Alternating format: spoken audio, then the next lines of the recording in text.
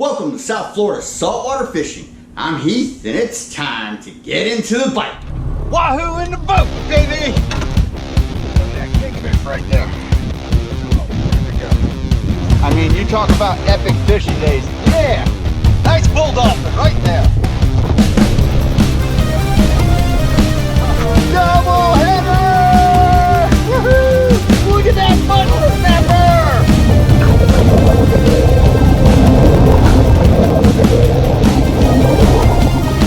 Alright folks, in this episode we're going to take you offshore with some friends of the channel. What we're going to do is we're going to show you the reality of your average day of fishing. Offshore trolling. You could be doing everything textbook correct, yet you find out that not every fish is this giant slammer or a take-home keeper or that trophy fish that you've been dreaming of all week long until you can get out there. So without any more delays, here we go. Let's get out on the boat and do this. All right, folks, here we are. Another beautiful South Florida day. Today we are on Blake's boat. He's actually taken us out before and we're going out for round 2. Before we get into this though, if you want to learn more about fishing, grow as an angler, just see some great exciting offshore fishing adventures, you can start by hitting the subscribe button. Don't forget to turn on the notification bell so that you won't miss a thing. All right, folks, so like I said, we're on Blake's boat. We're heading towards Port Everglades out of Fort Lauderdale, Florida this morning.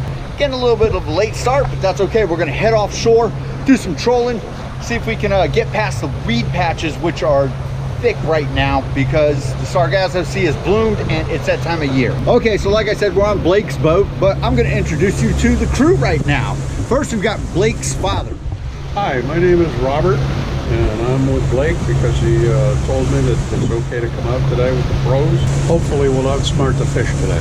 And hopefully bring home some dinner. And then we've got Mr. Wahoo, Josh. How you guys doing? Ready to get out with some legends and get some nice fish today. All right, everybody, and here's Blake. He's going to tell us a little bit about his boat and what we're getting ready to do. Well, we're here on the 33 Palmetto called 9-leaner, and we're here to learn from Heath. It's time to get into the bite. And, I love this guy. What are the engines on your boat? We've got a twin Merc 350s on this boat. And the rods and reels that we're going to be using. Everything is Shimano TLD 30 or TLD 50. We're getting ready to head offshore. We got the inlet out here. We're going to buzz on out. We've heard it's really weedy, so we're going to head out past that and try and get some lines in the water.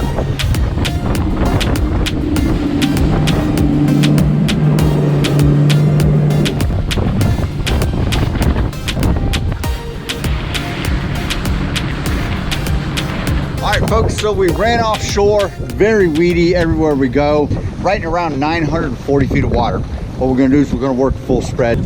2 lines on the outriggers. Blake's getting them ready right now. And then we're gonna have a 50 hookup on a planer, see if somebody's down deep. It's gonna be a little bit of work because we're gonna have to keep the lines clear from the weeds, but we will, we're gonna make this happen. All right, we're up and rolling. We got out 2 Billy Bait mini turbo slammers, 2 no alibi 1-ounce white trolling feathers, and we got a planer set out with a bonita strip and a pink iridescent sea witch. We got our outrigger double setup. Long lines are on the outside, short lines are on the inside. Having some fun, gonna see if we can you know, kind of keep out of the weeds, find some fish. All right, we just got hit on our planer. Josh is on him. Josh was told that there was a big hit. Whoa, we got a good fish out there jumping. End up with that.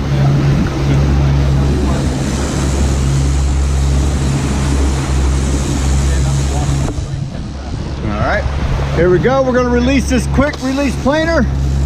Keep on coming.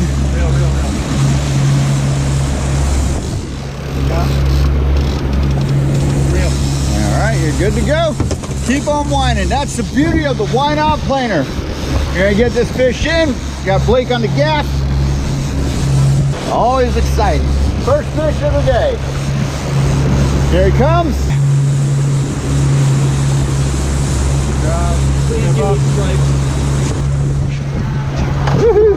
Something. Hey, a fish is a fish, right, Josh?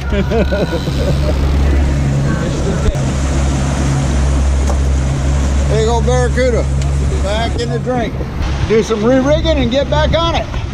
So we're headed out of Port Everglades, trying to get past all these weeds. Our first fish that we ran into was that nice barracuda. Well, we're still getting hung up on weeds every, minute, 2 minutes. It's a nuisance. So we ran out further to a ledge that is off of Fort Lauderdale, and it's right in around 1,200 feet of water.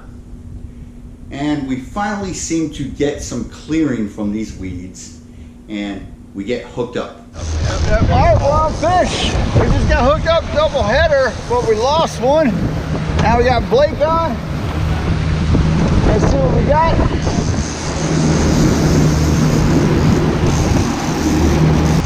Got a double. Yeah.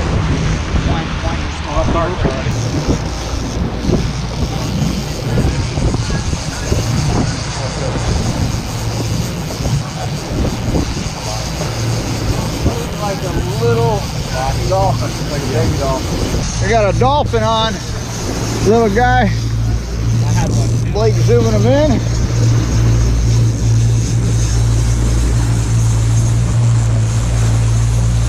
Little peanut dolphin. Going back, I think. All right, well, dolphin's dolphin, there we go. All right, so we just hooked up with that little mahi, had another one on that got off. So what we've done is we circled back and we're gonna head back to that same area, see if we can, nab a couple more, maybe get a keeper. We're gonna switch up to all turbo slammers because that's what they just hit. Just standard practice, and we're gonna get right back to it. And that's what I'm talking about, the reality. First we got the barracuda, then we hit the dolphin. Things are starting to look up, yet it's not a keeper fish just yet. Don't get me wrong, we're having a great time, yet this is the reality of what happens a lot of times. So we kept on at it, we set the lines back out. Now we got this full spread going on, which I'm gonna get to in a minute and explain to you how it works. And what this does is it acts like a big pot of bait traveling around, and it brings up fish that you wouldn't expect to be where they are. Like the next hits we got was another double header. 2 nice little tuna. Blake reeled his in, powerhoused it in, no problem, flipped him overboard. Nice little football-sized tuna. And the one I was reeling in popped off at about 20 yards out. It happens, right? We're talking about reality and a true depiction of, you think you're doing everything right and stuff just doesn't seem to pan out the way you dreamed of it. We got dinner in the boat, 1 blackfin tuna. Hey, it's a great trip. It only takes that 1 fish and we're hooking them, but it's not the idea that we had in our heads. So after trolling out on the 1,200 foot ledge for a while, it was, mid-afternoon. We said, hey, let's go in and try something else. We're not getting any more bites. All right, folks, so we switched up gears a little bit, headed inshore a little bit, into about 500 feet. We got our same spread going on, added on a little flat line, a little short line. We had fun offshore, barracuda, little mahi-mahi, a couple of blackfin. Can't complain. Great day so far. Like I said, we headed in. We're a couple miles offshore. We're in about 500 feet of water, just kind of trolling on a deep ledge. This full spread is what I'm talking about, which means we've got out 2 long lines, which are our shotgun lines, 2 short lines. We've got a planer, and we've got a flat line right here, which is very short. Double rigged outrigger. The one on the far end, that's the shotgun line. That's here on the rocket launcher. And we got the shorter line, which is on the gunnel, which is the inside line on the outrigger. Then we got the planer, and the same setup here. Rocket launcher has the outside line, which is the long line. Short line is on the inside of the outrigger. And then right here, this is our flat line. As you can see, it's hooked up. Keep it low to the water. That one's real short. That's only 50, 75 feet out. So this is what I'm talking about when we're talking about a full spread. 6 lines in the water. And if you follow a pattern like this, what it allows you to do is make sharp turns and go hunt down stuff without having your lines get tangled up. Now you'll notice we just made a sharp turn. And this is what I'm talking about. If you've got your line set up in a short, long pattern, it'll keep them from getting tangled. Found a weed line at around 300. What had happened was the winds were blowing from the east and they packed the weed lines in. So it actually gave us a line to follow. So we followed this weed line in, and it happened to veer towards the coast, and we ended up in about 120 feet, and we got a whopper of a hit on the planer. And at this point, we're hopeful, reeling it in. It's a good fish. It's peeling out line. It's putting up a good fight. We get Blake on the gaff, ready, and this fish was about 10 yards out and cut through the leader. That was gonna be the epic fish of the day, but it didn't happen.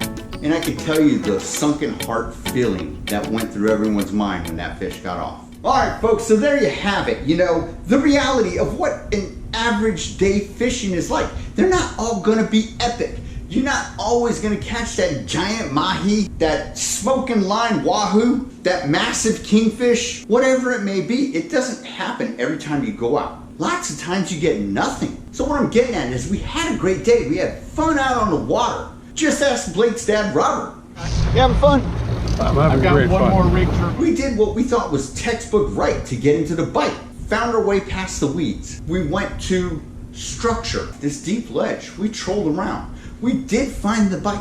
And it doesn't always fare out the way you think it's going to. So there you have it. All right, folks, that about does it for this episode. Hope you had fun, hope you enjoyed, and I hope you learned a little bit about the real depiction and reality of an average day fishing. They're not all gonna be those epic days where you get those mondo fish on board and everyone's stoked. Everyone goes home with great fish stories to tell. A day on the water still beats a day in the office, right? Right, now you know where that saying comes from. All right, till next time, South Florida saltwater fishing, going wherever the cool wind takes us.